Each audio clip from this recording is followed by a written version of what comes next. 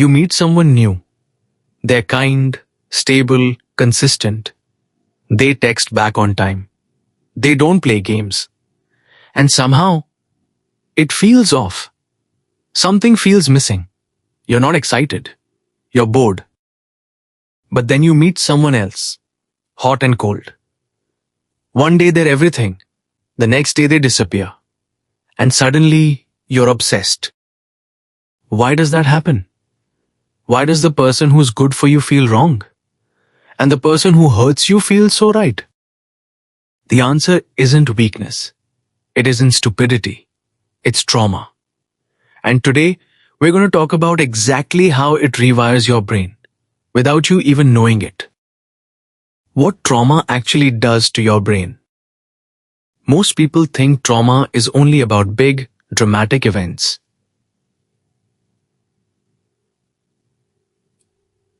War, abuse, accidents.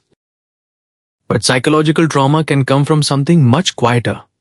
A parent who was emotionally unavailable. A childhood where love was unpredictable.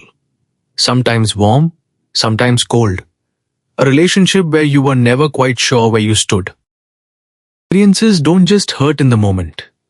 They literally reshape how your brain works. Here's what happens. When you grow up in an unstable emotional environment, your nervous system stays on high alert all the time.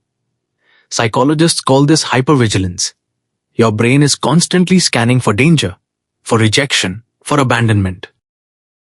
And over time, that state of tension starts to feel normal, comfortable, even. Because it's what you've always known.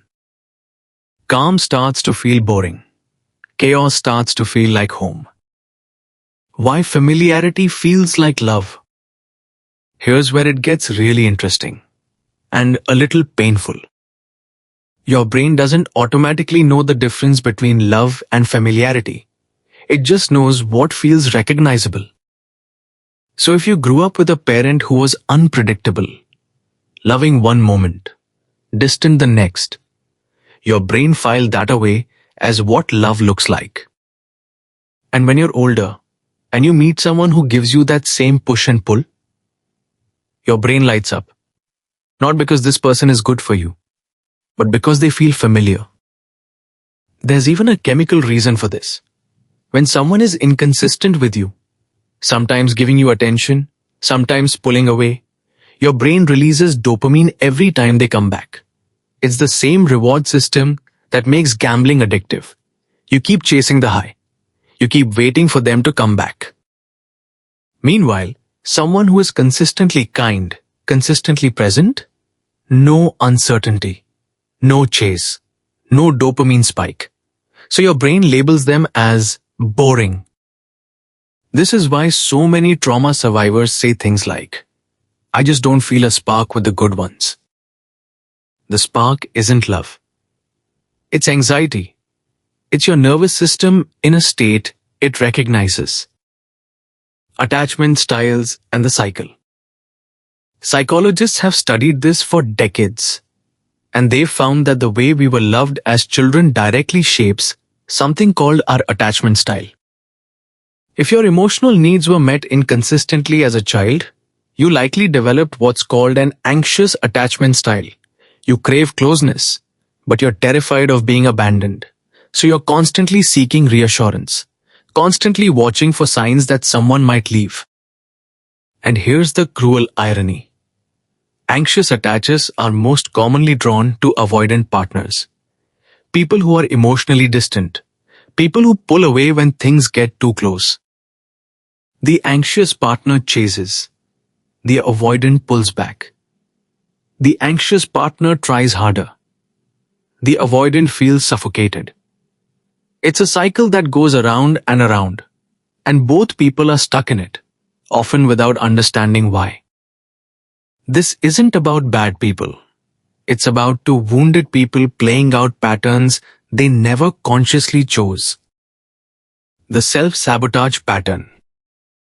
Now here's something even more uncomfortable. Sometimes, trauma doesn't just make you attract the wrong people. It makes you push away the right ones. You find someone genuinely good. They treat you well. They're emotionally available. And instead of feeling relieved, you feel suspicious. Why are they so nice? What do they want?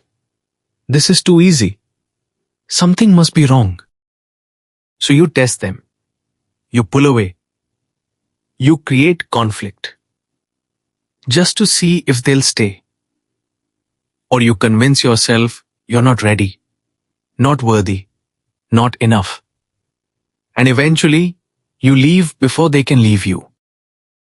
This is self-sabotage rooted in trauma. Your brain is so used to love feeling painful that when it doesn't hurt, it doesn't feel real. How to break the cycle? So what do you do with all of this? The first step, and this is the most important one, is awareness. You cannot change a pattern you cannot see. Just understanding why you do what you do is powerful. It means you can stop blaming yourself for always picking the wrong person and start understanding the deeper reason. The second step is something therapists call reparenting. It means giving yourself the things you didn't get as a child. Consistency, self-compassion, learning to sit with calm instead of creating chaos. This isn't quick. It's not a weekend fix, but it is possible. The third step is paying attention to how someone makes you feel. Not in the exciting moments, but in the quiet ones. Do you feel safe? Do you feel steady? Or do you constantly feel like you're waiting for the other shoe to drop? Real love isn't supposed to feel like anxiety.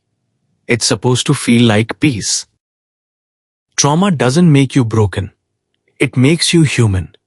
It means you survived something that was hard, and your brain adapted to help you survive it.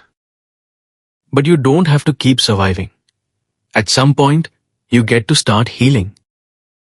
If this video made you think about your own patterns, that's not a coincidence. Share it with someone who needs to hear it.